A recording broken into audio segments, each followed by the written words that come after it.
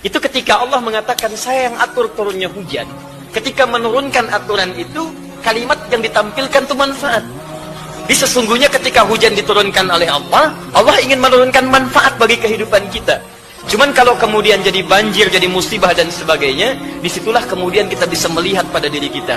Turunnya manfaat, kenapa kemudian menjadi musibah? Coba dicek. Barangkali Allah ingin mengingatkan, ada yang kurang baik dalam tata letak kota itu. Ada yang kurang baik dalam penyumbatan di tempat-tempat mengalirnya air. Kalau tidak diturunkan, saat ini mungkin ke depan ada bencana yang lebih besar lagi. Karena itu jika terjadi yang demikian teman-teman sekalian, mau musim hujan